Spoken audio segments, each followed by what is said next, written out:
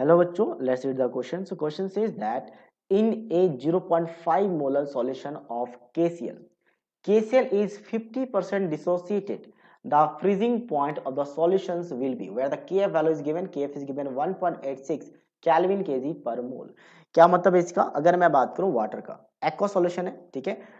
तो वाटर का जो फ्रीजिंग पॉइंट है वो कितना होता है? सो वाटर का फ्रीजिंग पॉइंट होता है डेल्टा टी नॉट एफ कहते हैं, दैट इज 0 डिग्री सेल्सियस, या फिर कहा जा सकता है 273 केल्विन, ये वैल्यू है। अब इसमें जैसे ही हम के को ऐड केसीएल को ऐड करते हैं, इसका फ्रीजिंग पॉइंट डिक्रीज हो जाता है, जिसे कहते हैं डिप्रेशन इन फ्रीजिंग पॉइंट।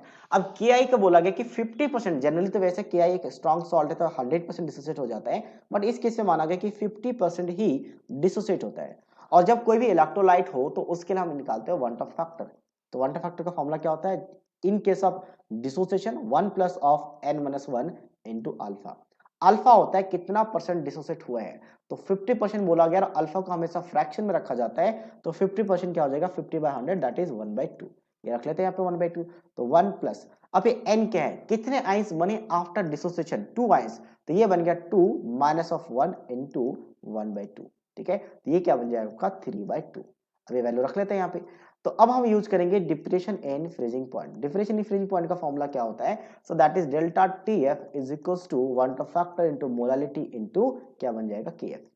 तो अब यहाँ पे मोलालिटी क्वेश्चन में गिवन है, दैट इज इक्वल्स टू 0.5, ये रख लेते हैं। ये डेल्टा टी एफ क्या आपका? T naught F minus of T F is equals to van't Hoff factor molality into K F.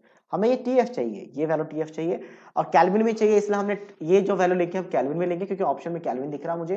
तो ये कितना बन जाएगा? 273 kelvin minus of T F निकालना है, वन ऑफ फैक्टर 3/2 है। मोलरिटी क्वेश्चन में 0.5 है, मतलब 1/2 लिखा जा सकता है इसको, और के एफ क्वेश्चन में गिवन है दैट इज 1.86। तो सबसे पहले तो ये वैल्यू हमें क्या करना पड़ेगा? कैलकुलेट करना पड़ेगा कि 3 को मल्टीप्लाई करना 1.86 के साथ और डिवाइड करना है किसके साथ? आपका टोटल 4 के साथ। तो ये 1.395 आ रहा है, ये जो वैल्यू है 273, 273 आ जाएगा, 273 पॉइंट, हालांकि कुछ भी नहीं आएगा, इस minus T F is equal to ये वैल्यू आ जाता है 1.395। तो टी एफ कितना आ जाएगा? तो टी एफ मतलब ये वैल्यू सब्ट्रैक्ट हो जाएगा, तो इस वैल्यू को हम क्या करेंगे? यहाँ से सब्ट्रैक्ट कर लेंगे 273 से, तो इसको इधर लेके जाएंगे, यानी ये वाला वैल्यू इधर आएगा और ये वाला वैल्यू इधर जाएगा।